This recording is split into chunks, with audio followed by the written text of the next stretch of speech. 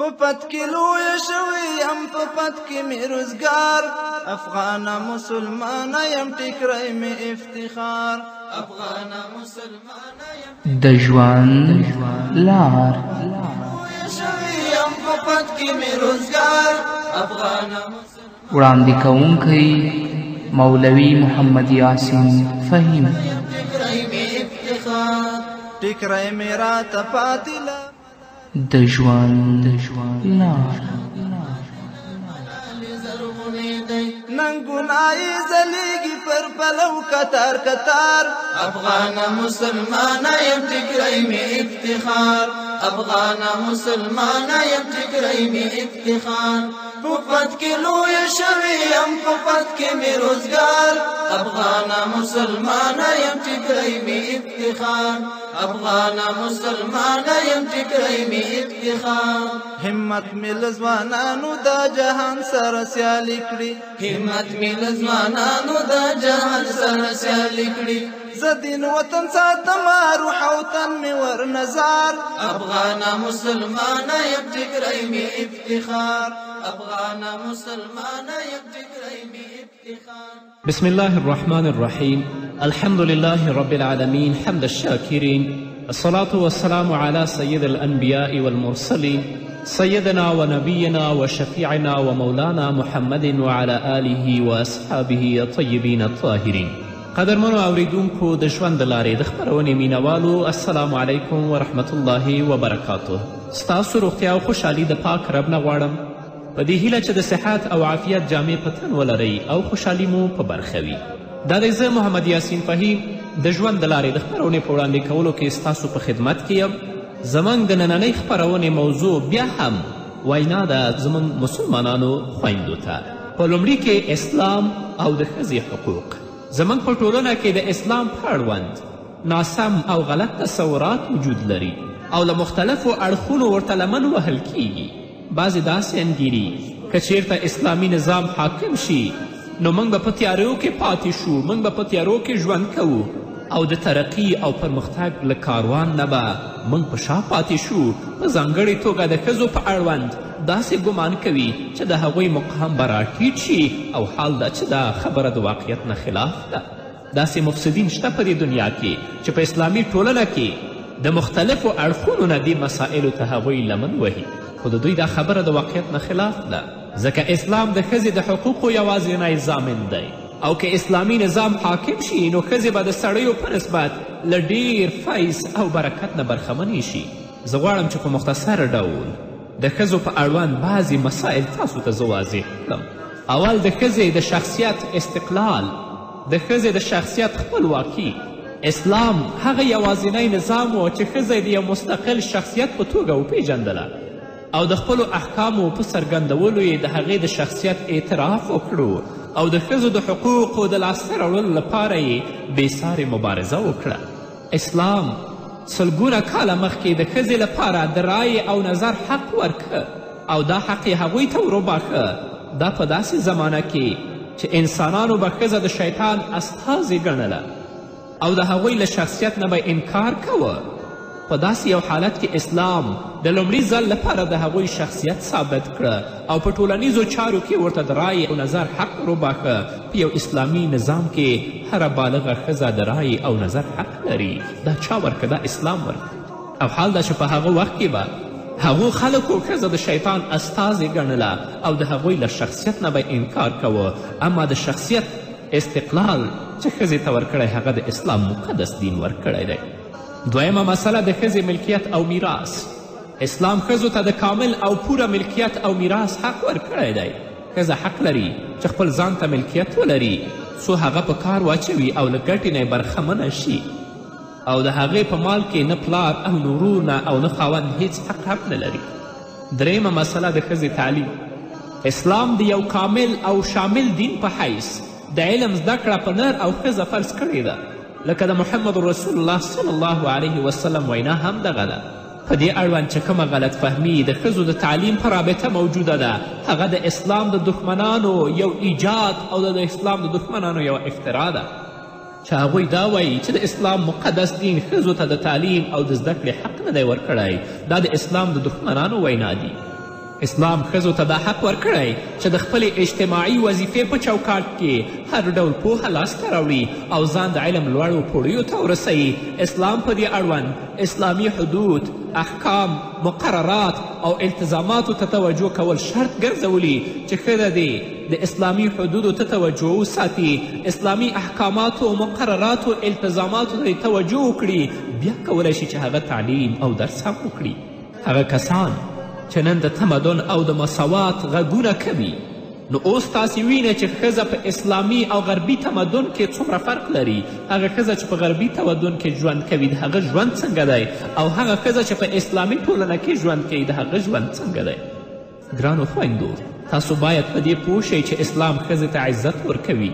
او له همدې وجې نه یې ډېر غټ مقام ورکړی دی. د اسلامي او غربي تمدن ترمنځ همدا فرق دی چې په غربي تمدن کې د ښځې لپاره هیڅ مقام نشته او ښځه د هیڅ ډول حقوقو مستحقه نه ګڼي تر څو چې د ښځېتوب له مقامه ونه باسي او د سړیو مقام ته یې ونه رسوي. د سړیو مکلفتونه، مسؤلیتونه د هغو پر اوږو کې نه دي او بالآخره غټو مکلفینو ته یې ور ونه باسي. اصلا هلته دا کم ارزښت او مقام نه لري. لکن اسلامي تمدن ښځې ته په داسې ډول حقوق ورکوي چې د یوې ښځې په صفت په ټولنه کې ژوند وکړي، د نورو دندې د هغو په اوږو نږدي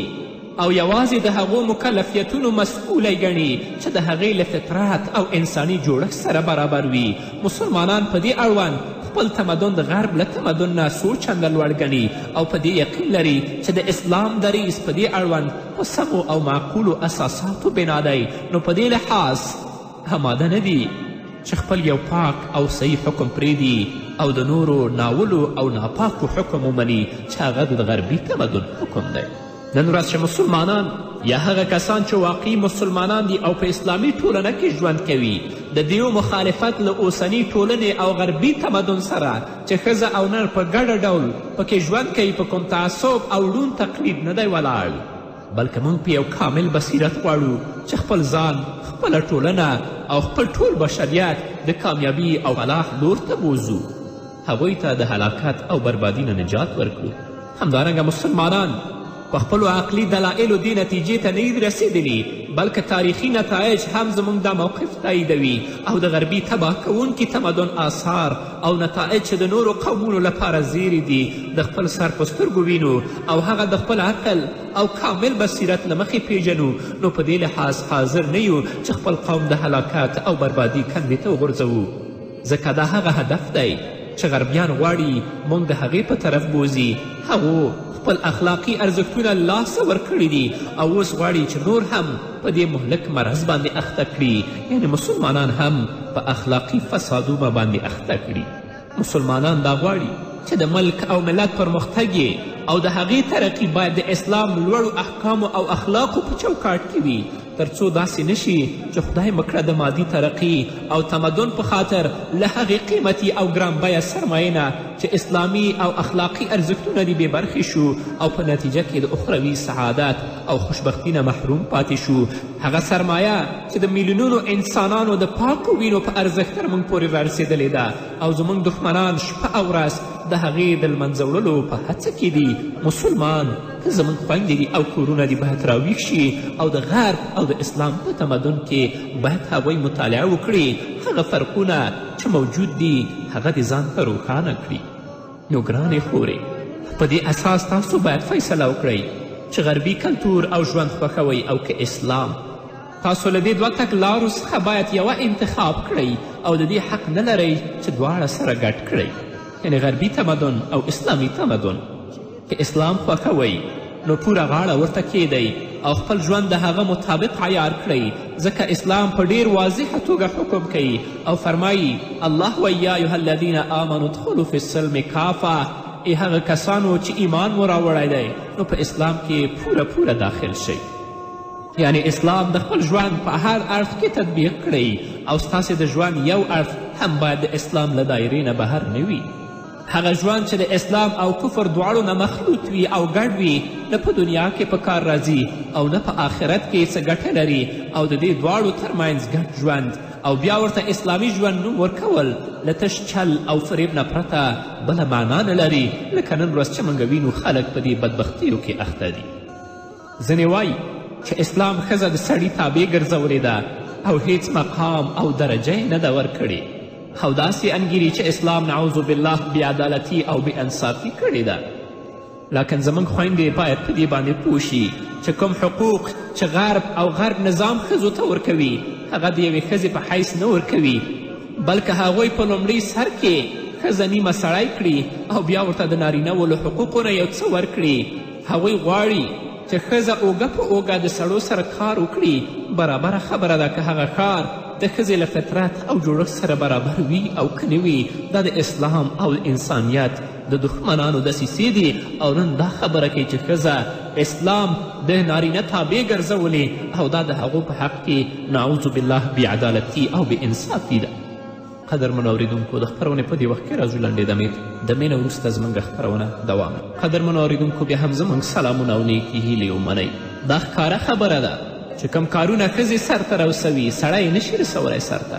او حتی سړی نشي کولی په هغو کارونو کې چې ښځې ته الله د خپل خلقت مطابق ورسپارلي دي لږ همکاري هم وکړي. لکه د توالد، تناسل، د اولاد د تربیې مسئله. نو په دې لحاظ هغه شعارونه یا هغه نارې چې غربي تمدن د مساواتو په هکله پورته کړي دي دا دي چې ښځه باید خپل کار په یوازې ځان سرته ورسوي، ځکه سړی په هغو کې ورسره مرسته نشي کولی. او په دې سربیره چې کوم کارونه سړي کوي ښځې هم باید وکړي. په دې صورت کې باید ښځې د 4 نه 3 برخې او سړي د 4 نه 1 برخه کار وکړي. دا د هغه غربي مساوات او برابري حقیقت دی چې خلک ورته رابولي. الله دې دوی ته هدایت وکړي، که قابل د هدایت نی الله دې دوی تباه کړي چې ډېرې مسلمانانې خویندې د اسلام د مستقیم لارې نه ویستلې او هغه یې په یو نامه په بل نامه په یو چل او په بل چول غربي ټولنې ته دعوت کړي او په فساد او په فحشا او په منکراتو باندې اخته کړي. لکن خویندو، اسلام ښځو ته داسې مکلفیتونه او مسئولیتونه سپارلي دي چې د هغوی له خلقت او فطرت سره سر لګوي. سو د خپل خلقت او پیدایښت مطابق د هغو په سرته رسولو وتوانیږي او بیا ښځه د خپلو ټولو حقوقو لپاره له سړیو سره برابره ګڼي او په دې لاره کې هیڅ فرق او تفاوت نه پیژني. نو په دې لحاظ یوه مسلمانه خور، یوه مسلمانه ښځه باید د الله شکر پر ځای کړي چې هغه یې په یوه اسلامي ټولنه کې پیدا کړي، هغه یې مسلمانه پیدا کړې ده او له داسې یو مقام او حیثیت نه یې برخمنه کړې ده چې باید د غربي ټولنو ښځې په اړه غبطه ولري. هغوی وایي کاشکې زه مسلمانه وای. لاړ شئ وګورئ چې غربي ټولنې څنګه په پټه خوله له خپلو اجتماعي او ټولنیزو ظلمونو او مفاسدو نه نارامه دي. تاسې د امریکا ښځې وګورئ، د انګلستان ښځې وپوښتئ چې له څه ډول اجتماعي مصیبتونو او بېنظمیو سره مخ دي. تاسو کله ترې پوښتنه وکړئ. امریکا یا د غربي ټولنې ښځې له هغو نعمتونو نه چې تاسې مسلمانانو خویندو لرئ هغه محرومې دي. پلار د خپلې لور، ورور د خپلې خور، زوی د خپلې مور او په همدې توګه ټول دوستان او خپلوان د یو بل په اړه هیڅ مسئولیت نه احساسوي. په داسې ټولنو کې چې کله یو نجلۍ د بلوغ مرحلې ته رسیږي، له یو طرف نه دا پیغام اوري چې زه خپل ځان ته یې وګټه او له بله پلوه هیڅ نوع مسئولیت وجود نه لري تر څو وګوري چې له کومه ځایه ګټي او خپل ژوند څنګه تیروي. د غربي تمدن دی غواړي چې اسلام په اسلامي ټولنه کې غربي تمدن هم رایجه کړي او ځینې هغه خویندو یا ورونو چې هغوی د اسلام نه غافله دي، د الله د کلام نه خبر نه دي، د رسول الله د ویناو نه خبر نه دي، د دیو فاسدو هغه کړنو ته غاړه ایښې او دوی ځان هم په خپله فساد اخته کړی. ښځه په غربي ټولنه کې ډېر بدمرغه او له غم نه ډک ژوند لري، ځکه د انسانیت مفهوم ښه لباس، ښه خوراک، ښه څښاک نه دی، بلکې انسانیت د هغې پاکې او مقدسې رابطې نوم دی چې د بندګانو او د هغوی د الله ترمنځ جوړیږي. کومه رابطه چې د انسانانو ترمنځ د محبت او دوستي فضا رامنځته کوي او د هر فرد د بل په اړوند د مسئولیت احساس کوي. له دغې رابطې نه په غربي ټولنه کې خلک محروم دي. د هغوی ډیر بدمرغه او د شرم نه او د غم نه ډک ژوند دی. ته ګرانې خورې ویاړه په خپل ژوند باندې چې په اسلامي ټولنه کې ژوند کې. په اسلامي ټولنو کې پلار د خپلې لور په اړوند چې تر څو یې واده نه یې کړی مسئول دی او له واده وروسته یې هم مسؤلیت بیا د خاوند په غاړه دی او په دغه حال کې بیا هم پلار بې تفاوته نه وي او تر آخري سلګیه پورې د خپل مسؤلیت احساسوي. ورور هم د خپلې خور په اړوند د مسؤلیت احساس کوي او زوی د خپل مور خدمتګار وي. په دې توګه یوه مسلمانه ښځه په خپل څنګ کې ډیر داسې څوک ګوري چې د هر تکلیف او مشقت په صورت کې له هغې سره همکار او مددګار وي او د هغې په اړوند د خپل مسؤلیت احساس کوي. په عمومي ډول خاوند خپله ښځه د خپل کور ملکه ګڼي، هغې ته عزت ورکوي او ټول اختیارات د هغې په لاس کیږدي. ما په غرب کې دا خبرې نشته. هلته زوی پلار نه پیژني، پلار زوی نه پیژني، زوی مور نه پیژني، ورور خور نه پیژني، هر یو په بدبختیو او په غم کې اخته دی. نو ګرانې خورې، که په دغه راز شرف مقام او درجه خوښه او راضي نه یې او غواړې چې د غربي ټولنو نتایج وګورې نو بیا اختیار لرې. اما باید په دې پوه شې که یو ځل په دې کنده کې ولیدلې او په دې لاره لاړې نو په داسې ابدي ناپاکي او مرداري کې به ولیږې چې له توبې پرته به په بل شي نه پاکیږې او نه به بخښل کیږي. نو ګرانې خورې، کوم دین چې تا غوره کړی دی یوازینی نظام دی چې د انسان د کامیابی او فلاح ضمانت کوي. داسې نظام چې د معقولیت درلودونکو او په عدل او انصاف ولاړ دی، دا داسې نظام دی. د کفر نظام خو هغه د بیعدالتي، د ظلم، د وحشت او د بربریت نظام دی. نو ګرانې خورې، اسلام د ستا د عزت او کرامت د ساتلو لپاره پر تا حجاب لازم کړی دی او هغه څوک چې د حجاب سره مخالفت لري په حقیقت کې نورې ارادې لري، غواړي چې زموږ خویندې په بل طرف بوزي. هغوی د روابطو، حقوقو، مکلفیتونو او ټولنیز ژوند په اړه ځان ته برنامه لري چې د حجاب نه د ممانعت مسئله د دغې برنامې د تطبیق یوه وسیله ګڼي. نو مخکې له دې چې د حجاب مسئله تر بحث او څېړنې لاندې نیسي، لومړی د دوی برنامه وڅېړئ او وګورئ چې په رښتیا هم ستاسو د سعادت او نیکمرغي ضامن ده او که نه ستاسو د هلاکت او بربادي وسیله ده. کله چې اسلام ښځې ته په حجاب امر کوي، په دې سره د هغې له کرامات او فضیلت نه څه نه کموي، بلکې غواړي چې هغوی ته وقار او درنښت ور وبخي. ځکه وقار او عزت هغه دی چې ښځو ته خپل هغه حقوق ورکړی شي چې د هغوی د فطرت او جوړښت سره برابر وي او هغوی په داسې کارونو مکلفې شي چې د سرته رسولو توان یې ولري. او دا خبرې په اسلام کې شته، دا په کفري او په غربي ټولنه کې نشته. بعضې بېدینه دا وایي چې اسلام د ځینو قوانینو لکه حجاب او نورو په وضع کولو سره د ټولنې په رشد او تکامل کې د ښځې رول محدود کړی دی او هغوی نه پرېږدي چې د یو فعال عنصر په صفت د ټولنې د اقتصادي رشد او د دوی لپاره کار وکړي. خو سوال دا دی چې آیا رشد او ترقي یوازې د وسایلو او اختراعاتو پرمختګ دی؟ او که د نوي نسل په سالمه روزنه او تربیت کې هغه هیواد چې د هغوی نوی نسل په کرایه روزل کیږي او ماشومان د ژوند له پیل نه د مور او پلار شفقت نه پیژني او ترې محروم وي، څنګه کیدلی شي له هغو نه د انسانیت د کامیابي تمه وشي؟ کله چې یو ماشوم دنیا ته راځي او خپلې سترګې رڼوي، پلار یې په وظیفه کې وي او مور یې هم د پیسو ګټلو لپاره کومې کارخانې او یا دفتر ته تللی وي، له داسې اولاد نه بیا څنګه د دوی د لویېدلو په صورت کې د رحم او زړه خوږي امید کیدی شي؟ هغوی چې د مور او پلار له شفقت نه محرومه وي، په حقیقت کې انسانیت نه پیژني او د یو وحشي حیوان په صفت کې ژوند کوي. همدا وجه ده چې زرګونه مصیبتونه او وحشتونه، قتل، لوټماری او ظلم او د انسانیت فضا نارامه کوي او انسانیت په وحشت کې غورځوي. لکه تاسو موږ دا ویلو چې نه په ښځو نه په ماشومانو په هیچا بیا دوی رحم نه لري، ځکه هغوی د خپل مور و پلار شفقت نه لیدلی. ځکه د چارو واګي د داسې چا په لاس کې دي چې د مور او پلار محبت یې نه دی لیدلی، او هغه څوک چې د محبت او ترحم له نعمت نه بې برخې وي، څنګه کیدلی شي چې په نورو انسانانو باندې هغوی رحم او ترحم وکړي؟ که یوه ښځه د نوي نسل د تربیت او پالنې مسؤلیت په غاړه واخلي، هغوی ته انسانیت وروښي او زیاږ وباسي چې په هغو کې له الله نه ویره، اخلاق او دینی ارزښتونه پیاوړي کړي، همدا په حقیقت کې پرمختګ او ترقي ګڼل. او ترقي یوازې دا نشي کیدی چې ښځه لکه نارینه کارخانې ته لاړه شي او یا په دفتر کې کار وکړي. د ښځې وظیفه په ټولنه کې د انسانیت پالنه او روزنه ده. نو ګرانو خویندو، راشئ د الله رب العزت د کلام په رڼا کې د محمد رسول الله صلی الله علیه وسلم د احادیثو په رڼا کې خپل ژوند تیر کړئ. هغه د سایس یا هغه چلونه او فریبونه چې د اسلام او د انسانیت دښمنانو تاسو لپاره جوړ کړي دي، د هغو په دامونو کې ځان مه غورځوئ. د الله د کلام په رڼا کې د رسول الله د احادیث په رڼا کې ځان وژغورئ او ځان ته یو عزت د عزت ژوند هم په دنیا کې او هم په آخرت کې تیار کړئ. قدرمنو اورېدونکو، دا وه زموږ نننۍ خپرونه چې ستاسو درانه حضور ته وړاندې کړه. تر بلې خپرونې پورې چې زه بیا هم ستاسو درانه حضور ته راځم، تاسو ټول په پاک رب سپارم. پاک ژوند او پاتې ورځم نیکمرغه.